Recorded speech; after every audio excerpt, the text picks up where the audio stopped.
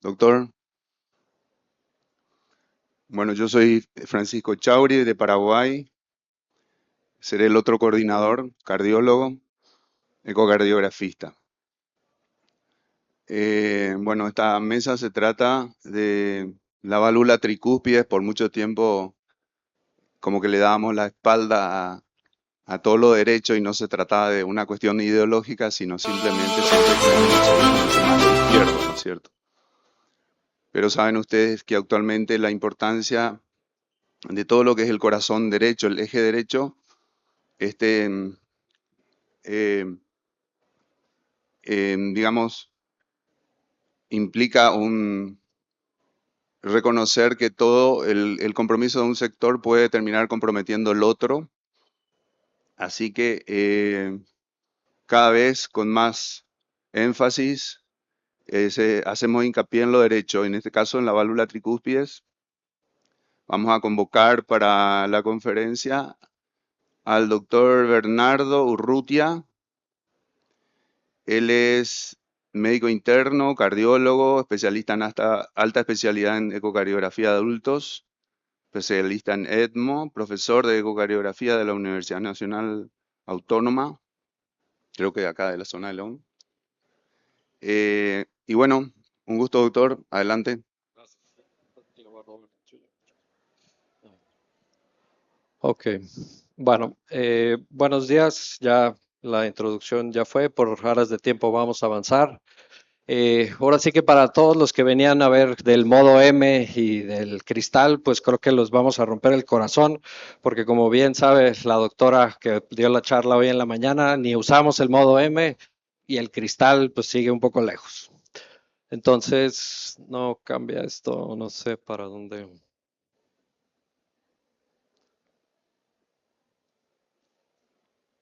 Oh, ya se fue mucho.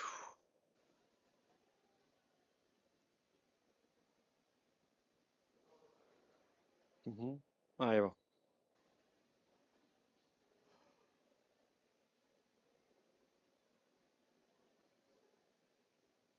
Ok. Muy bien, entonces vamos a hablar rápido, tratar más que nada como pues de dar algunas actualizaciones. Sabemos que esta charla pues ya se ha repetido en varios congresos recientemente. Sabemos que solo en un 5 a un 10% de los casos nosotros vamos a poder ver la válvula completamente en un ecocardiograma de 2 dimensiones. Ya sabemos tanto por guías como por diferentes papers como opiniones de expertos que para poder realizar la adecuada evaluación, pues tenemos que usar algún otro tipo de modalidad, como el 3D o el transesofágico, en dado caso que no tengamos una sonda que nos haga 3D transtorácico para poder evaluar la válvula. Entonces, tenemos que evaluar en la forma o tenemos que evolucionar en la forma que estamos evaluando la válvula, la estamos evaluando de una manera incorrecta. Sin embargo, pues quiero decirles que hay buenas noticias. Tenemos la manera como pues los ricos evalúan la válvula, pero también hay nuestro modo de evaluarlo para los pobres. Si ustedes tienen un ecocardiograma transesofágico por el cual pueden ver el transgástrico, entonces podemos apoyarnos. Sabemos que en el septum vamos a tener la válvula septal, la posterior y la anterior siempre va a estar cerca de nuestro aparato valvular aórtico. Entonces, tenemos la forma de evaluar. Ahora, ¿qué tan factible es hacerlo? ¿Qué tanto podemos hacerlo? Los doctores, los maestros, el doctor Lang, Badano, la doctora Amparo seguramente sabe de esto. Dentro de estos estudios donde ellos evaluaron la factibilidad que un ecocardiograma dijera que nosotros podemos dar exactamente cómo hacer la reparación de la válvula, sea por anuloplastía o sea por reparación borde a borde, solo en un 50% de los pacientes podemos hacer estas mediciones adecuadas y dar imágenes de calidad. Esta imagen que ustedes están viendo un residente de nuestro hospital casi cae en apnea y en paro respiratorio para que pudiéramos hacer esta imagen de esta calidad, y yo sé que seguramente hay quien considera todavía que no es de una calidad adecuada. Ya sabemos que esta es la diapositiva clásica de cualquier plática reciente de la tricúspide. No solo son 3 valvas, sabemos que son más, las cuales van a ser las más comunes, la 1A y la 3B. Sabemos que nos guiamos por el músculo papilar anterior porque es la estructura que es pues la más recurrente o la más constante en el aparato valvular y nos sirve como landmark para que nosotros podamos definir el resto de las válvulas, aparte de los otros hallazgos anatómicos que ustedes ya conocen. Entonces, habitualmente cuando ya logremos hacer esto y tengamos el paciente adecuado, probablemente nuestras imágenes se vean algo así. El paciente que tienen a su lado izquierdo, pues es una tipo 1 y el paciente que tenemos del lado derecho es una tipo 3B. Ahora también obviamente pues no podemos hablar solo de las valvas, tenemos que hablar del anillo y para el anillo pues voy a tener que hacer unas gigantes comillas. ¿Por qué? Gracias al doctor Hakaro Yamane en la ciudad de Osaka, pues él se dio a la tarea de agarrar 50 corazones cadavéricos, hicieron 12 cortes del anillo y qué lamentables noticias tenemos, no hay anillo, no hay anillo. Si ustedes saben un poquito de histología, como todos que fuimos a la escuela de medicina, esto es músculo, tejido adiposo, músculo, músculo, tejido adiposo. Y puedo seguir, pero para no perder su tiempo, solo lo circulado de rojo es el tejido fibroso, solo cerca de la valva septal y eso en un porcentaje tan pequeño que no se puede considerar como anillo. Sin embargo, pues sabemos que gran parte de las decisiones se basan en esto y entonces pues tenemos graves problemas. Ahora, sabemos que este anillo es dinámico, sabemos que su acortamiento normal es de un 30% y ahora tenemos el problema de dónde lo vamos a medir y cómo lo vamos a medir. Sabemos que el 2D lo infraestima, sin embargo, pues ya se dieron cuenta de esto, se pusieron a hacer algunos estudios. Este es uno de los primeros que se publicaba en el 2015, el doctor Marcelo Hartel. Sin embargo, este estudio a mí me causó mucha preocupación porque a pesar de que ellos concluyen que la mejor manera de medirlo es en el 4 cámaras, salvo que yo esté visco o esté viendo algo inadecuado, si todos vemos esa línea, vemos cómo en el eje paraesternal largo es donde podemos obtener las mayores dimensiones de ese anillo, entre comillas.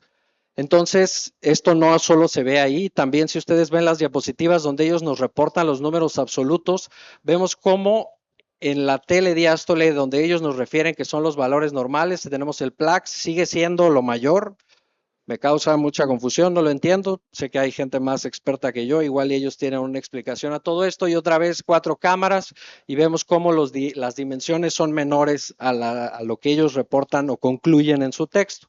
Sin embargo, esto no se ha quedado ahí. También el doctor Adeita y colaboradores que trabajan en conjunto en Chicago y en la Universidad de Padua en Italia han venido a desarrollar un software porque en el 2019 todavía no teníamos un software adecuado para medir este anillo. Ahora, ¿cuál es la preocupación de todo esto del anillo que ni siquiera existe? Es porque hay una recomendación de una medida que tienen la gran mayoría de los pacientes sanos y en base a eso hacen una lunoplastía. Entonces, ¿por qué estamos reparando a esos pacientes? Yo a la fecha no les tengo respuesta. Entonces, sabemos que la etiología es importante. Ya bien dijo la doctora, los pacientes que tienen la que antes se consideraba aislada es la atrial y estos pacientes tienen un mejor pronóstico, una mejor sobrevida. Sin embargo, ahora sabemos que el 3D también nos puede ayudar a ver a los pacientes que están con una insuficiencia relacionada al marcapasos. Sabemos que la relacionada al marcapasos es tanto primaria como secundaria. Primaria cuando las valvas están afectadas en su mecanismo, que curiosamente aquí lo que ellos nos muestran muy bien el doctor Gelbes y compañía en el Hospital Cardioinfantil de Colombia, es que cuando nosotros vemos que el cable quede justo en medio o en alguna de las comisuras, estos pacientes suelen tener o menor desarrollo de insuficiencia o peor empeoramiento de la insuficiencia que ellos ya tenían. Y entonces ellos también en estas imágenes, que quiero que vean la calidad para que no se burlen de la mía con todo respeto, pero a ellos también les costó mucho trabajo y este es un estudio que fue realizado en un estudio cardioinfantil, en un hospital cardioinfantil. Entonces, seguramente la gran mayoría de estos pacientes eran adolescentes o todavía más jóvenes. Ahora, ¿cuáles son los criterios que usamos para definir la severidad? ¿Estamos seguros que son los que usamos los más prácticos o los ideales? Pues también esto se ha puesto en cuestión o en discusión. Se dieron cuenta que nada más habíamos traspolado los de la mitral y entonces primero el doctor Philip Barco y compañía se dieron cuenta que había pacientes con criterios de no severidad que estaban falleciendo o que estaban teniendo desenlaces de complicaciones cardiovasculares y después el gran grupo de la doctora Denisa y colaboradores se dieron cuenta de lo mismo, que EROAs más pequeños, venas contractas más pequeñas, volúmenes regurgitantes más pequeños ponían a estos pacientes en riesgo. Entonces tenemos que ver si realmente estamos clasificando bien esta insuficiencia tricuspidia que va a ser secundaria en la gran mayoría de los casos que ustedes lo vean. Ahora, sabemos que aparte de esto se nos agregó una nueva clasificación, severa, masiva y torrencial, pero realmente sirve de algo que nosotros hagamos esa división. Veamos este estudio que hizo el doctor Fortuny, esto fue realizado en el 2021, vemos cómo realmente la masiva y la torrencial van a tener prácticamente el mismo desenlace y solo hay una diferencia casi cercana cuando nosotros los comparamos contra la severa. Y prácticamente yo creo que habría quien tendría mucha duda que prácticamente se ve más entre la severa y el resto de las clasificaciones y vemos cómo el EROA es prácticamente, si no es por decirlo con todo respeto, pero inútil para clasificar a estos pacientes. Y entonces, ¿qué propone el doctor Fortuny? El doctor Fortuny nos dice, ¿sabe qué? Lo más fácil y lo más accesible, la vena contracta. Si tienen vena contracta menor de 7, hay que dejarlos como moderadas. Si tienen venas contractas por arriba de 7, ahí sí, háganles el EROA. Y si su EROA es más de 80, entonces esos pacientes tienen torrencial y esos pacientes son los que hay que intervenir seguramente de una manera más temprana. ¿Qué pasó? De hecho, fue una pregunta del día de hoy por la mañana. ¿Hay o no disproporcionada o proporcionada? Esto es un solo estudio, no se ha validado en mayores cortes, pero la doctora Victoria Delgado ya lo estudió con su grupo allá en Leiden y ellos refieren que sí se puede evaluar esto con una relación entre la vena contracta y ese anillo que le seguimos usando tanto pero inexistente, y si tienen una relación mayor a 0.24, quiere decir que estos pacientes todavía se les puede hacer algo a esa válvula y al intervenirlos deberíamos de tener una mejoría en sus desenlaces. Sin embargo, hay que apresurarnos en esa evaluación. ¿Qué está pasando? Estamos dejando que los pacientes se dilaten y más importantemente no solo que se dilaten, pero que ya tengan disfunción de su ventrículo derecho. No les voy a venir a decir que hagan el TAPSE, cuál es el valor normal, la onda S, ya todos deben de saberlo. Tenemos que usar métodos nuevos, el strain de la pared libre, la fracción de eyección por 3D, el TAPSE sobre PSAP, porque no hay diferencia. Una vez que hay disfunción, no hay diferencia. Estos pacientes van a fallecer de la misma manera. Y ahora ya sabemos también que la aurícula derecha, pues no hay que dejarla atrás.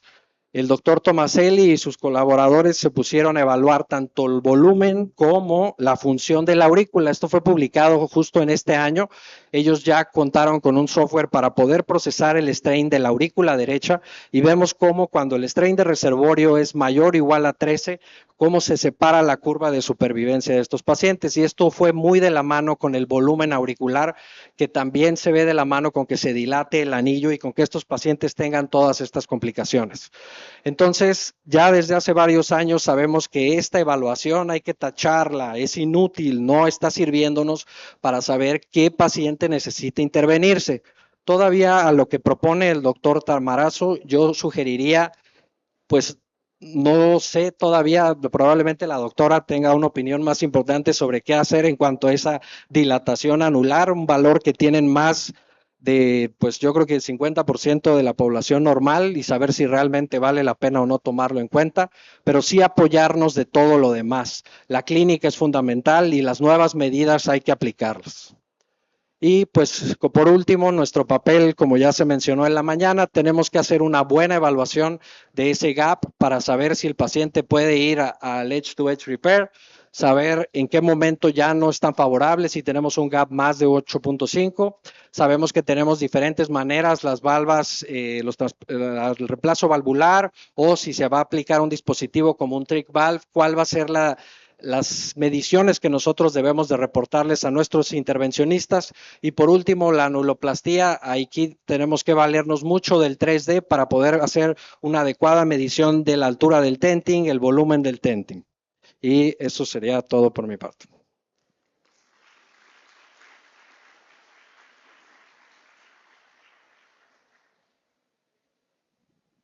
Muchas gracias, doctor, por su excelente ponencia. Bueno, aparentemente la siguiente ponente, que sería la doctora Nancy Monga, del Ecuador.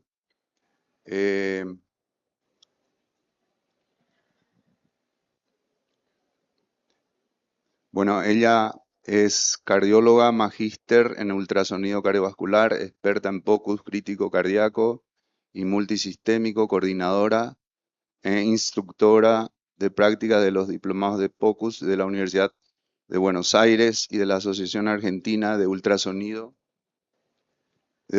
Crítico, capítulo Ecuador, CEO, fundadora de Innomed y consultorios cardiológicos Innomed. La autora nos hablará de la valoración ecocardiográfica de la hemodinamia y la presión pulmonar. Adelante, doctora.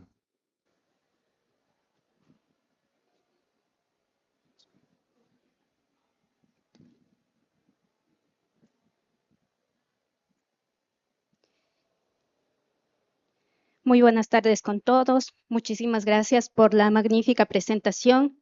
Me encuentro muy feliz y emocionada de estar aquí participando junto a ustedes en este magnífico evento. Y les voy a hablar acerca del monitoreo hemodinámico y las presiones pulmonares por ecocardiografía. Inicialmente, la información científica acerca de la monitorización hemodinámica por ecocardiografía ha sido muy controvertida. Sin embargo, han aparecido varios estudios como del doctor Philippe Vignon que compara la ecocardiografía con la termodilución transpulmonar para la valoración hemodinámica en pacientes con shock séptico, concluyendo que ambos métodos tienen buena correlación siempre y cuando sean realizados por expertos. Es muy importante que nosotros conozcamos muy bien el estado basal de nuestro paciente, saber la precarga, la poscarga, la sinergia ventricular, el estado contráctil, el estado hemodinámico y si se encuentra bajo ventilación mecánica o bajo efectos inotrópicos de nuestros pacientes. Posteriormente vamos a valorar los dos grandes componentes del monitoreo hemodinámico, que es la perfusión y la congestión. Clásicamente,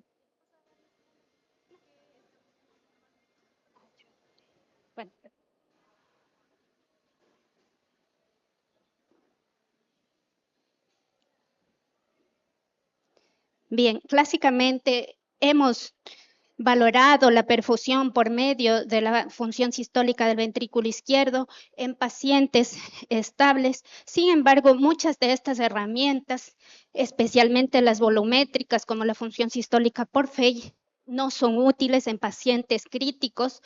En los últimos trabajos han demostrado que el strain longitudinal global es un buen predictor de la perfusión en estudios realizados con pacientes con shock.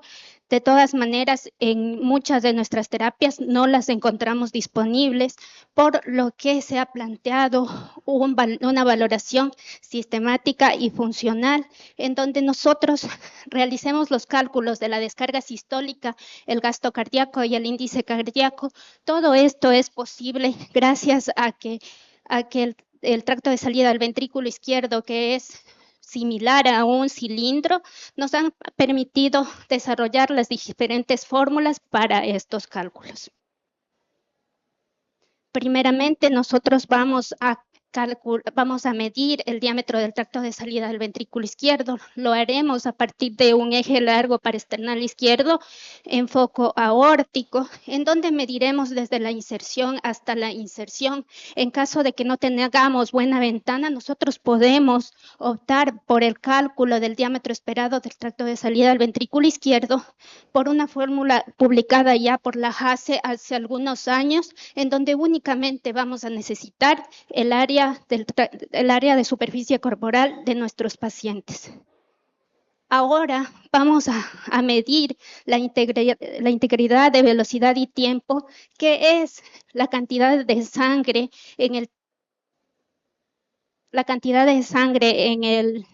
durante un latido cardíaco que se demora en atravesar el tracto de salida del ventrículo izquierdo. Para ello nosotros vamos a necesitar un eje largo a nivel una ventana apical en 5 cámaras, colocaremos el Doppler pulsado a nivel del tracto de salida del ventrículo izquierdo y obtendremos un flujograma en donde con una herramienta de trazado vamos a obtener nuestro VTI, cuyo valor normal va a ser mayor a 18 centímetros. Cuando tenemos ya estas dos mediciones, nosotros podemos hacer nuestro primer cálculo del área del tracto de salida del ventrículo izquierdo. Podemos utilizar cualquiera de estas dos fórmulas y una vez que tenemos el área, si le multiplicamos por el VTI, vamos a obtener la descarga sistólica o el volumen sistólico. Y si a esta descarga sistólica nosotros le multiplicamos por la frecuencia cardíaca, vamos a obtener el volumen minuto o gasto cardíaco. Si al gasto cardíaco nosotros le multiplicamos por la frecuencia cardíaca de nuestro paciente, nosotros vamos a obtener el índice cardíaco. Recordemos que el índice cardíaco, el valor normal va a ser mayor a 2.2 y es muy importante que nosotros podamos realizar este cálculo porque nos puede ayudar en el diagnóstico de shock. Ya ha sido muy estudiado la utilidad del flujo del tracto de salida del ventrículo izquierdo, especialmente en pacientes críticos, ventilados y con shock séptico, en cuyo caso la variabilidad respirofásica de estos pacientes nos han permitido establecer algunas fórmulas y variables para saber si estos pacientes son respondedores o no a la fluidoterapia. También se han realizado estudios a partir del VTI derecho. Y en caso de que nosotros no encontremos ventanas ni del VTI derecho ni del VTI izquierdo, podemos utilizar la variabilidad de las velocidades en otras arterias como la arteria braquial y la arteria carótida.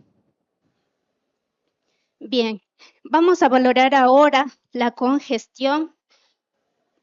Para valorar la congestión, nosotros valoraremos las presiones de llenado, las presiones pulmonares, el eco pulmonar y la valoración de congestión derecha por medio del protocolo VEXUS. Las presiones de llenado nosotros las hemos valorado por medio de la relación E', cuya normalidad sabemos que es menor a 8 centímetros por segundo y que nos predice que la presión wedge o capilar de enclavamiento pulmonar va a ser normal, mientras que una relación E' mayor a 15 nos va a indicar que la presión de enclavamiento pulmonar está elevada. Podemos utilizar también esta formulita publicada ya hace algunos años por el doctor Nagué para cuantificar la presión wedge.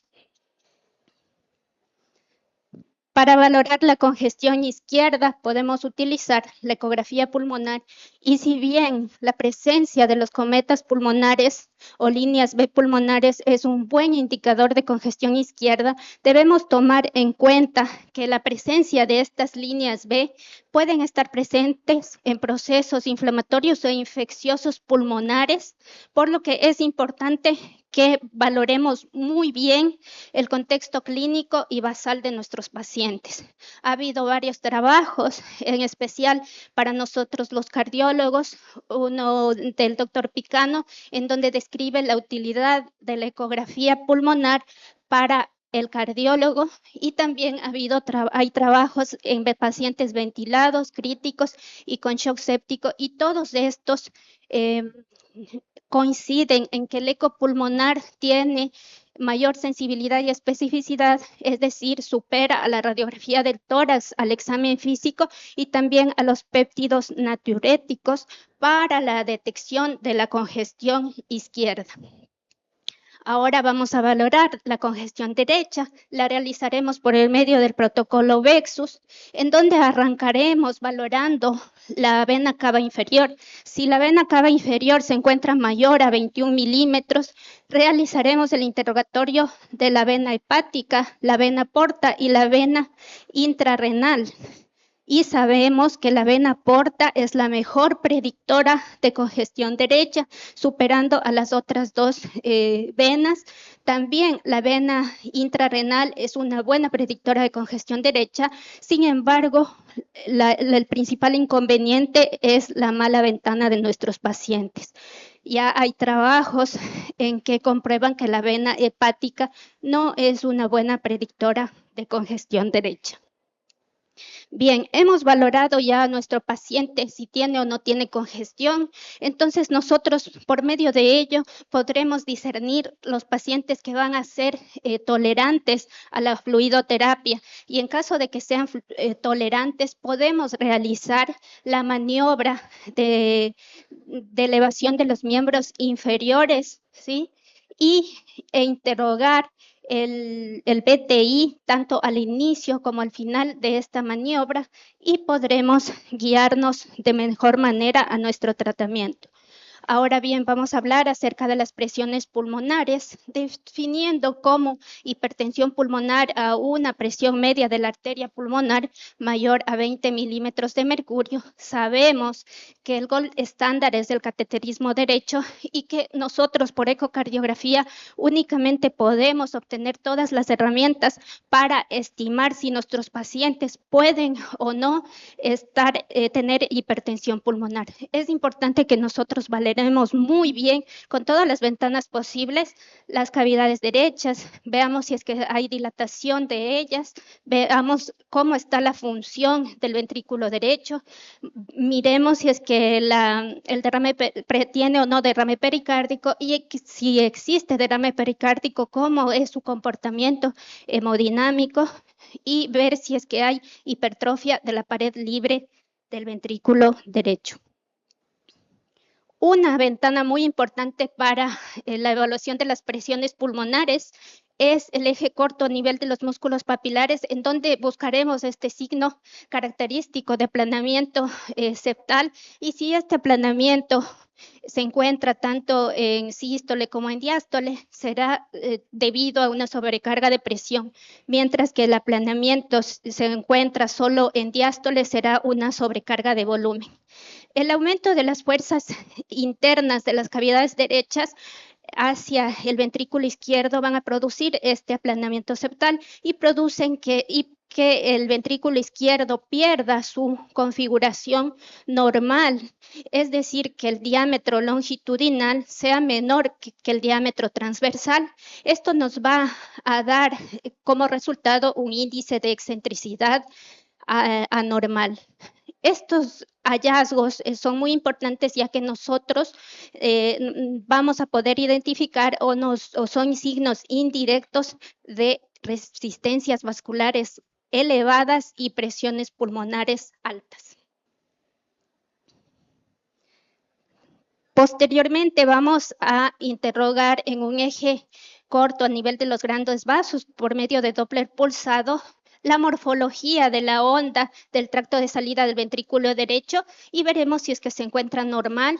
Buscaremos específicamente la presencia de la muesca mesosistólica o notch mesosistólico, que también nos indicará que podría tratarse de una hipertensión pulmonar precapilar, y en donde las resistencias y las presiones pulmonares van a estar elevadas.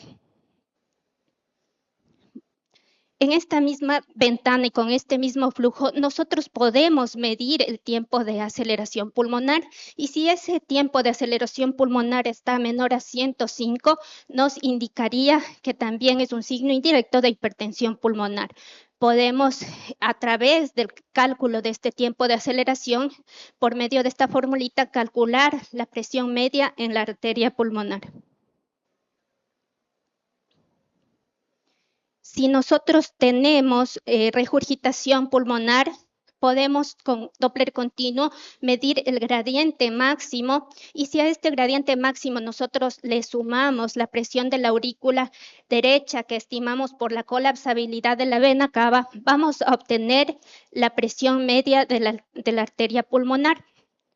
También medimos la velocidad máxima de este gradiente, y si supera, si es mayor a 2.2 metros por segundo, es un signo indirecto que tiene hipertensión pulmonar. Si nosotros interrogamos un 4 cámaras y tenemos la presencia de regurgitación tricuspidia, con Doppler continuo nosotros podemos medir la velocidad de pico de este gradiente, y si la velocidad pico es mayor a 2.8, también sería indicativo de hipertensión pulmonar. También podemos, por medio de ella, calcular la presión sistólica de la arteria pulmonar, sumando este gradiente máximo más lo que estimamos de la aurícula izquierda, y podríamos también obtener a través de la PSAP la presión media de la arteria pulmonar. Podemos también estimar el cálculo de las resistencias vasculares pulmonares únicamente mirando la morfología de la onda, como aquí presenta el notch mesosistólico, que nos indicaría la presencia de resistencias vasculares elevadas, o si es que tengo regurgitación tricuspidia, podría hacer el cálculo de las resistencias, definiendo como hipertensión pulmonar aquellas resistencias vasculares pulmonares mayor a 2 unidades Watt. Bien, entonces ya hemos podido estimar si nuestro paciente tiene o no hipertensión pulmonar, pero todos nosotros también podemos ir más allá gracias a la estimación de las presiones de llenado, si es que la presión wedge está menor a 15 o la E' es menor a 8, ¿sí? O por la fórmula de Nagué, también valorar las resistencias vasculares pulmonares por medio de la morfología del flujo del tracto de salida al ventrículo derecho.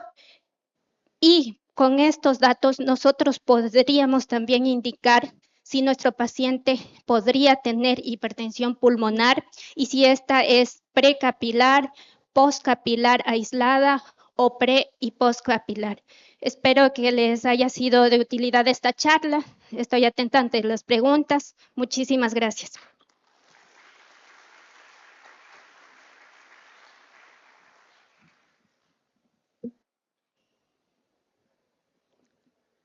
Muchas gracias, doctora Nancy Monga. Excelente ponencia.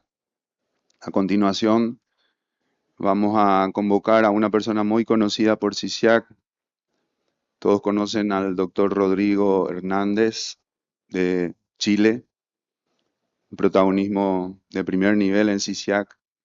Él nos va a enseñar acerca de la disyunción anular mitral y nos va a enseñar con casos. ¿Qué debemos saber? Adelante, doctor, muchas gracias. Muchas gracias, doctor. Vamos a ir de inmediato al tema. Gracias a Monterrey y a CISIAC por permitirme hablar del tema. ¿Esta cosa no cambia? Ahí está. Bueno, esta es mi agenda. Voy a hablarles del anillo mitral, de la historia, de la herencia, un poco de la disyunción, de qué es el prolapso maligno y la conducta. ¿Y por qué les voy a hablar yo de esto? Porque está de moda. Miren abajo en la flecha roja. Ahí está la Caterinoto, dice lo más importante en mitral del 22 fue el prolapso, la disyunción, las arritmias, la fibrosis. Porque con las nuevas tecnologías se han hecho una serie de descubrimientos que yo les voy a mostrar. Esos son los papers más importantes que les recomiendo que se lean en nuestra revista en alianza con la secta RETIC, ¿no es cierto? Prolapsos, signos predictores malignos, y el trabajo de la doctora Victoria Delgado sobre el prolapso arrítmico maligno. Pero los que no quieran leer tanto, entren a YouTube y vean mi conferencia Insuficiencia mitral más allá de lo evidente en la Sociedad Chilena de Cardiología, donde está todo. Y también entren y vean esos dos podcasts o comentarios de la Sociedad Española de Cardiología muy buenos, uno del 22 de prolapso arrítmico y otro de prolapso en deportistas, porque tarde o temprano les va a tocar un deportista o un piloto que tenga esto. Ya. Partimos entonces, tal como el primer colega dijo, el anillo tricuspidio mitral es una cosa compleja. No es el anillo, no es la válvula, es toda la estructura. Hay que incorporar en la mente que las cuerdas tendinosas son importantes, que los músculos papilares y que el miocardio auricular y ventricular adyacentes son importantes. El anillo mitral anterior es fibroso, lo que está pegado a la aorta, pero lo posterior es laxo y se imbrica en el músculo de la aurícula, el músculo del ventrículo y algo de fibra. Entonces es elástico y cede. Y ahí están los problemas. En la tricúspide es lo mismo. Ahí tienen ustedes. El anillo tampoco es plano, es en silla de montar, lo que todos escuchamos todo el tiempo, pero lo importante es que se entienda que la zona anterior hacia la aorta es fija y la posterior asciende y se va anterior. Este movimiento en silla de montar achica el anillo un 25% en la mitral, ¿ya? Y así funciona, como ustedes ven ahí. Y por eso la zona posterior no es fibrosa, es elástica y muscular. Y ahí ven ustedes lo que ya les dije, y ahí están las mediciones que tenemos que hacer. Primer tip, hay que medir en telesístole. Y miren, ahí está el aparato fibroso o de ambos velos, ahí está la flecha roja, ¿no es cierto?, en la zona posterior de la mitral, que es la que cede. Y ahí está la zona posterior de la tricúspide, que es la que cede, que el primer expositor también lo habló. Y ahí están los problemas. Y ahí está representado. Y el anillo normal, entonces, cuando asciende y se va hacia la aorta, se achica y reduce su tamaño, digamos, un 25%. En los pacientes con fibrilación auricular esto se pierde y sobre todo la zona posterior se afecta y sobre todo en el Barlow y sobre todo P2 porque es la zona que más cede. Y ahí está. La mitral es maravillosa porque piensen con el mecanismo, cuando viene la sístole ventricular hay una presión intracavitaria más de 100 milímetros de mercurio y no pasa la sangre a la aurícula. Y como asciende y se va, se achica el orificio y la sangre se dirige hacia el tracto de salida. Ese es el mecanismo de la mitral. Les expliqué un poco la anatomía, ahora vamos a la historia. Barlow, el 63, describió el clic y la insuficiencia mitral, antes del eco, basado en angiografía. Y ahí está la definición de Barlow, ¿ya? Y Barlow también, el 66, fue el primero que describió las arritmias asociadas al prolapso. Hubo una epidemia que nosotros vivimos, etcétera, eso ya viene de vuelta, pero ese segundo paper de Barlow es el paper, o segundo paper más citado en la historia del British Heart Journal, ahí está con Mandela. Pero el que inventó el nombre de prolapso no fue Barlow, fue Crilley. Crilley inventó la palabra prolapso, que es la que se ha vendido. Y Baratti, otro autor en el 80, encontró mi tema, que es la disyunción mitral, en un atleta que hizo una muerte súbita. Y ahora ustedes ven a Carpentier abajo, que es la clasificación que todos usamos. Veamos un poco, ya vieron la historia, veamos la herencia. La herencia del prolapso, miren lo que es autosómica dominante de penetración variable, 30-60%. O sea, si mi señora tiene un Barlow, mis niños tienen un 30-60% de probabilidad de tener un Barlow. Y este trabajo del doctor Evangelista abajo, ustedes ven que con la genopatía esta prevalencia es mucho mayor. Marfan, Loeys-Dietz, Ehlers-Danlos. Y ahora vamos entrando al tema mío. Yo tengo 20 minutos, no 15, porque el tercer expositor no pudo venir. Eso que ven ustedes en la flecha es la MAT, o disyunción anular mitral.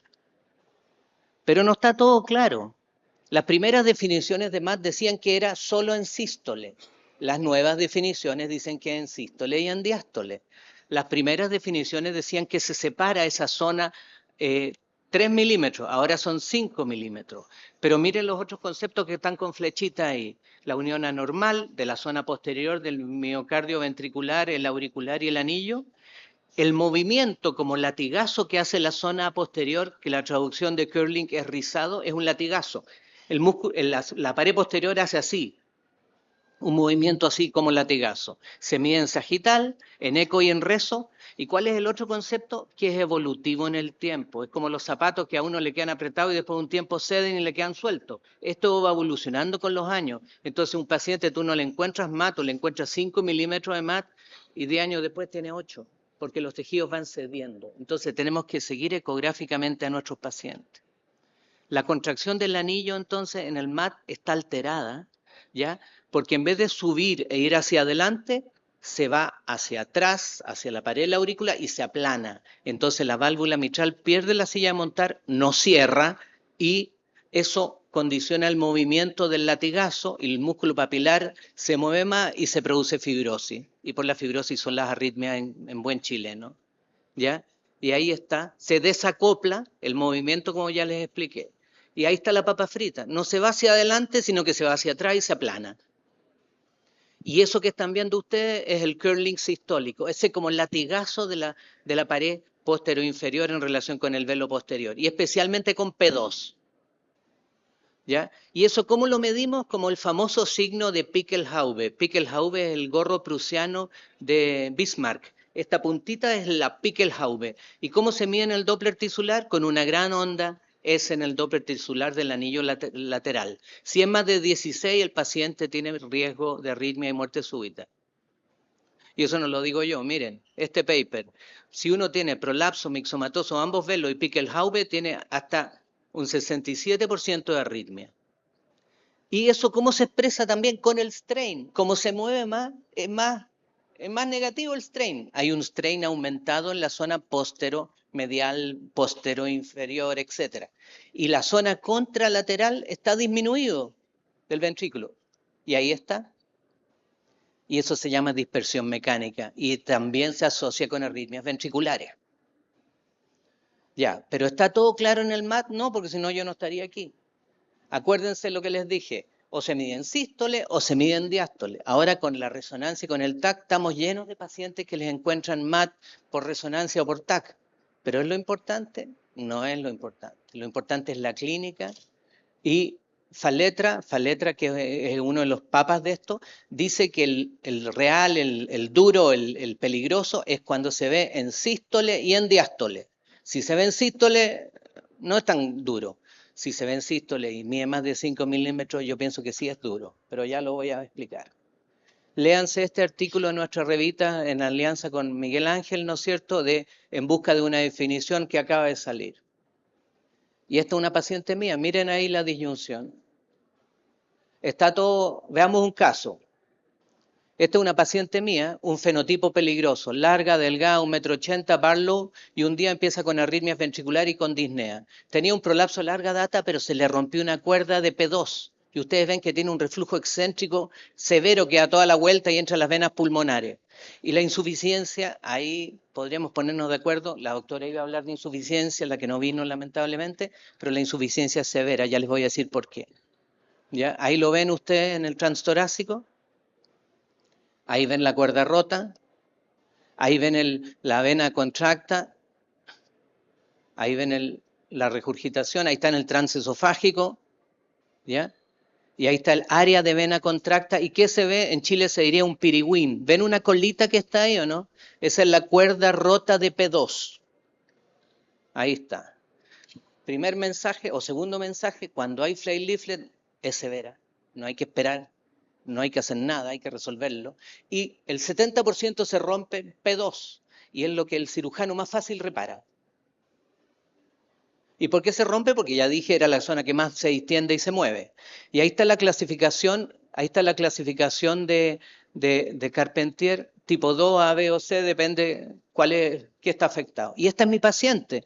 Era como limítrofe. ¿Qué hacía con yo? Le hice una rezo con 4 flow que hizo el doctor Martínez, que está aquí al lado. Ustedes ven el flail ahí, ven el flujo que llega a las venas pulmonares, y con la técnica de 4 flow, que es lo último en resonancia, el 47% del flujo se iba a las venas pulmonares.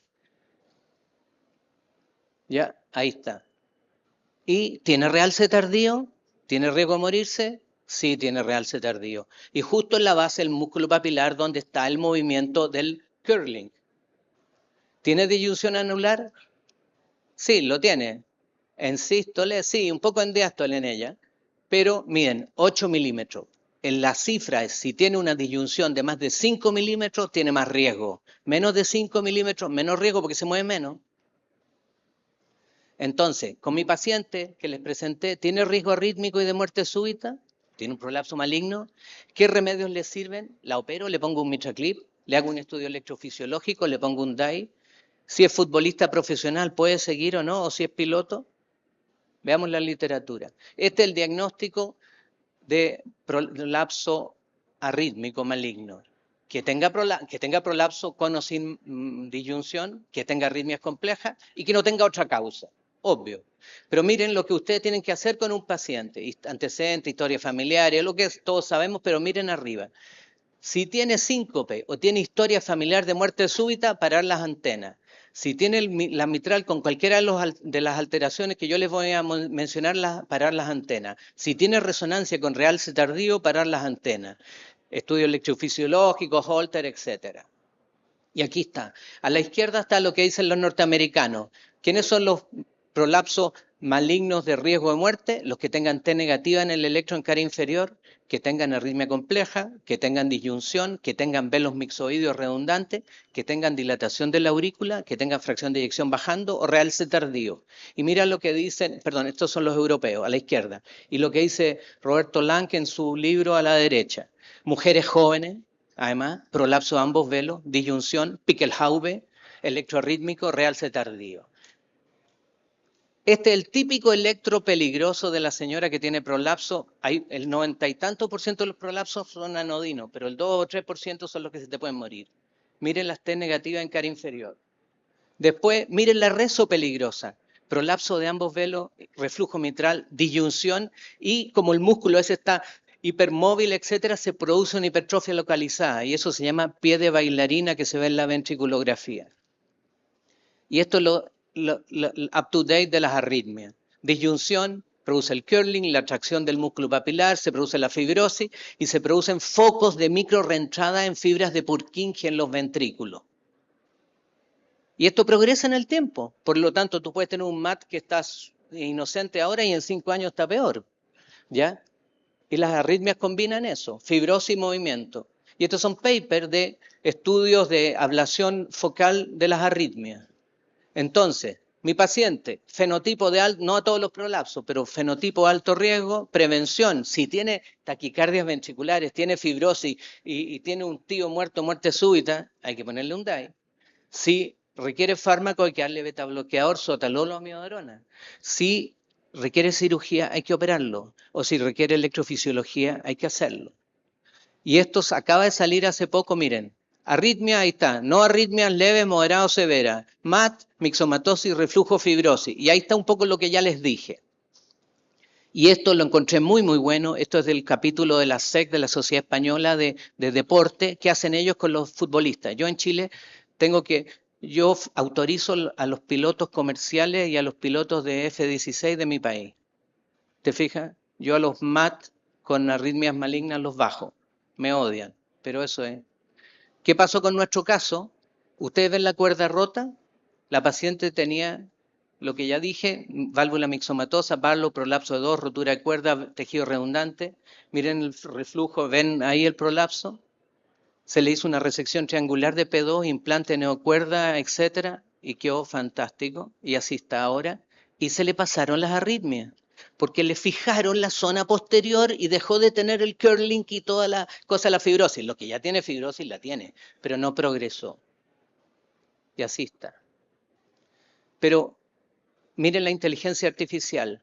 Ya están empezando, un minuto termino, están empezando a aparecer los papers, qué es lo más peligroso en disyunción. Y miren esto otro, el MAT se asocia con TAT, disyunción tricuspidia. Todavía no se sabe para qué tanto juega un rol, pero como cede esa zona de la tricuspide, y por eso que está de moda la patología de la tricuspide, porque la anatomía del anillo es parecida. Y esto es lo que les dije, la inteligencia artificial.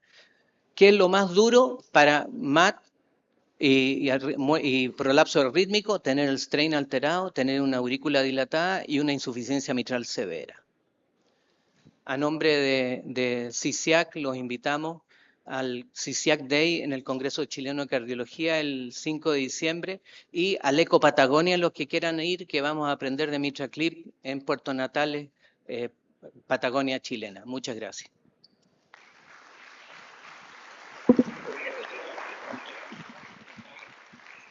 Muchas gracias, doctor Rodrigo, por su brillante ponencia.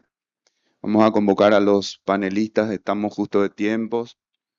Los panelistas son el doctor Federico Campos, de República Dominicana, el doctor Roberto Chapas, de Guatemala, la doctora Elizabeth Hirsch-Haut, de Venezuela.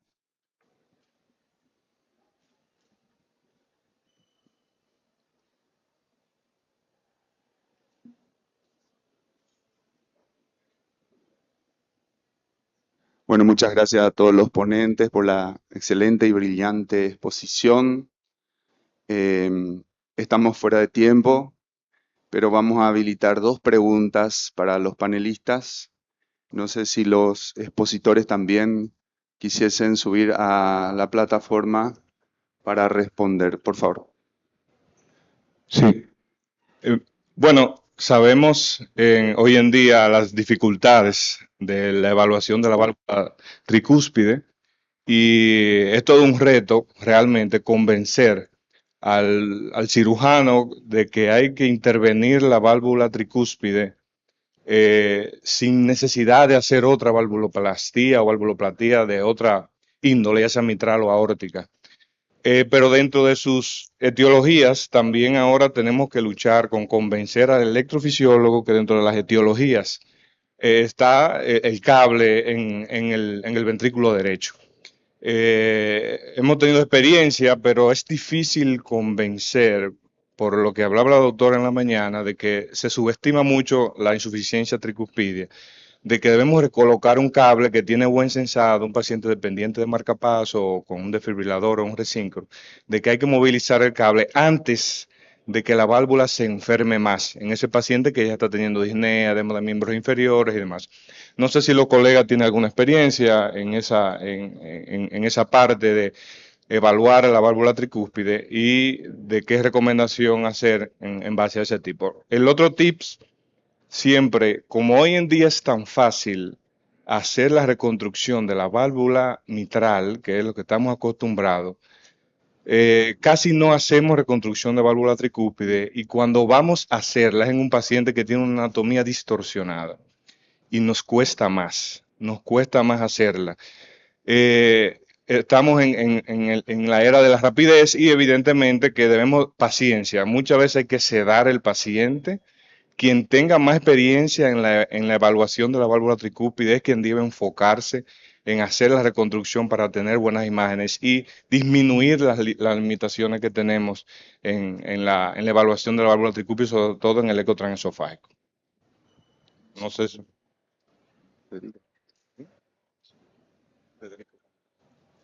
Gracias, doctor Federico. ¿Alguna otra pregunta? Roberto, bueno, mucho gusto. Quisiera preguntarle al doctor Hernández, bueno, en cuanto a la disyunción del anillo mitral, pues sabemos que Marfan es otro contexto. Tenemos la presencia de la enfermedad de Barlow o el prolapso como tal, o incluso a veces la presencia solo de billowing, ¿no? En su experiencia, doctor, usted mencionaba la disyunción de la válvula tricúspide, ¿no? Hemos visto, por ejemplo, en un seguimiento aquí en México, pacientes con presencia incluso de Barlow, de la tricúspide, en pacientes con Marfan. Otro contexto, no sé si usted también nos podría comentar un poco su experiencia, la presencia de disyunción del anillo mitral, prolapso y comunicación interauricular, ¿no? Que también... Sí, a ver, primero no ha decantado lo de la disyunción y ahora hay los doctores que hacen rezo están con la epidemia de la disyunción por la cosa de si es solo en sístole y en diástole lo importante. Y antes se pensaba que era solo P2, pero ahora se ha visto que también es P1 y P3 y con distintas preponderancias.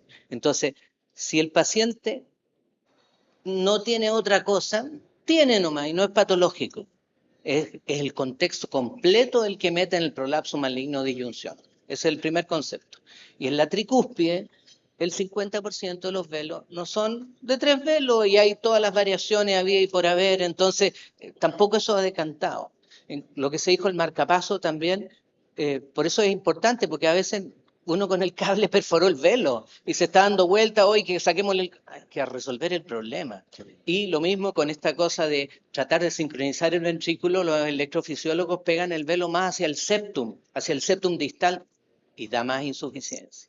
Entonces, eso como aporte al primer comentario. Y al segundo comentario, esto tiene que decantar. Lo que ustedes tienen que hacer es pensar si su paciente es del 2 o 3% de prolapso, que pueden ser malignos, que tienen un riesgo de muerte de 1% al año, que es alto para una mujer joven.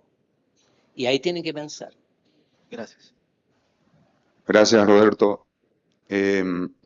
Para ir finalizando, vamos a dar la oportunidad a nuestra panelista, la doctora Elizabeth de Venezuela. Adelante, doctora. Bueno, buenas tardes a todos. Primero, felicitar estas 3 conferencias excelentes y ver cómo la doctora Nancy orientó el eco o la evaluación hemodinámica desde un plano multiorgánico.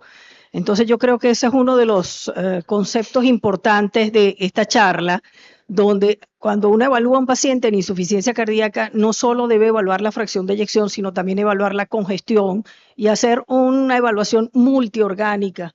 Y por eso te felicito, porque veo que hay muy pocas charlas de eco pulmonar, de VEXUS, y creo que la doctora integró todos estos conceptos en lo que es la evaluación de los 4 fenotipos de congestión, que es lo que se debe hacer en un paciente cardiológico.